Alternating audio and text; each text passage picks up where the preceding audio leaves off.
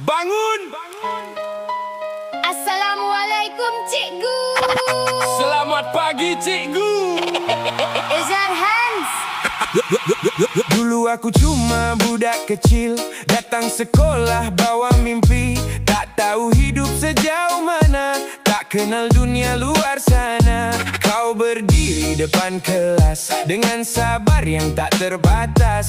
Walau suara mula perlahan, tetap ajar penuh harapan. Kadang kami leka bermain, kadang degil tak nak dengar.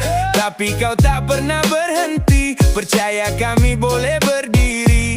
Kini bila aku dewasa, baru aku mula merasa besar pengorbanannya seorang guru.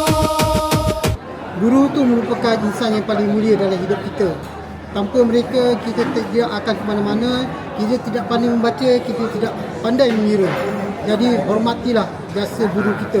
Bagi saya, walaupun sekarang saya hampir berumur 60 tahun, tapi cikgu-cikgu tersebut adalah sebahagian dari diri saya. Dan saya amat menghormati mereka. Walaupun dulu pernah kena rotan, pernah kena marah, tetapi itu memberi kesan yang baik terhadap saya hingga sekarang. Kerana cikgu, Aku kenal dunia dari seorang budak biasa. hingga berani melangkah. Untuk kami pernah diletakkan atau itu saya dengar dia untuk tahu macam apa-apa itu untuk disiplin kita supaya jangan jadi apa-apa. Cikgu, Aku percaya diri, walau jatuh berkali-kali. aku bangun kembali. Hormatilah guru anda kerana guru itu macam ibarat mak dan ayah kita bila kita berada di sekolah. Rasanya kita spend more time kan kat sekolah berbanding kita di rumah lah. Jadi macam saya dulu, saya amat menghormati guru saya kerana mereka lah yang membentuk siapa kita di masa akan datang. So keberkatan ilmu yang mereka ajarkan tu sangat penting. Kerana yang mana cikgu saya suka tu kan, yang mengajar kita cara tu, kita faham, kita akan ingat dia, kita suka dia, dan kita jalin silaturahim sampailah mereka. Kasih cikgu, Terima kasih cikgu. Ada cikgu balik lewat, semak buku sampai penat. Ada yang simpan air mata, depan murid tetap ketawa. Kau marah sebab kau peduli, bukan sebab membenci kami.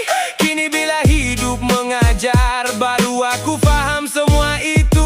Dulu kami tak menghargai nasihat yang kau selalu beri. Kini suara itu terngiang dalam setiap langkah kami. Itu paling saya sayang sekali.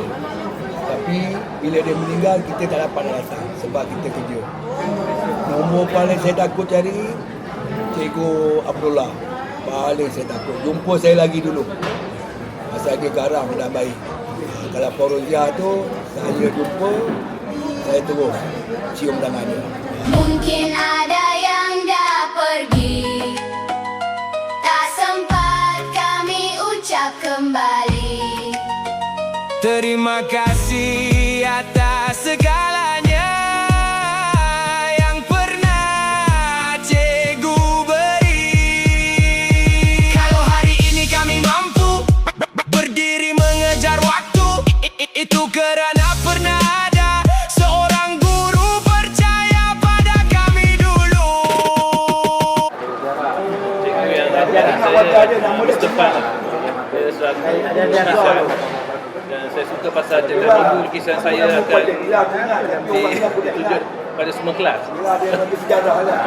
Saya tak langsung ramai yang kenal saya pasal lukisan. Kerana cikgu, Kami jadi manusia, bukan sekadar berjaya. tapi kenal erti dunia.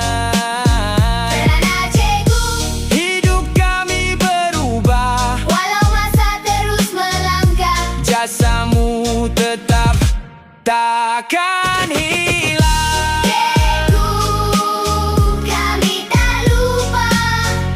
Cikgu, adalah Cikgu Abdullah Kadir. Cikgu Abdullah Kadir. Kerana bagi saya suka mengacau cikgu. Dan sebenarnya cikgu ni jugalah yang selalu yang mendera saya, suruh saya keluar kelas untuk duduk di atas kursi. Jadi cikgu Dolan memang amat-amat saya ingati. Kerana dalam sewaktu dia mengajar, dia hanya menyebut separuh perkataan. Contoh, suka pergi saya sambut pergi mati. Padahal suruh pergi makan. Dan satu kelas ketawa. Kenalah bangun, berdiri. Itulah momen-momen yang saya paling ingat. Terima kasih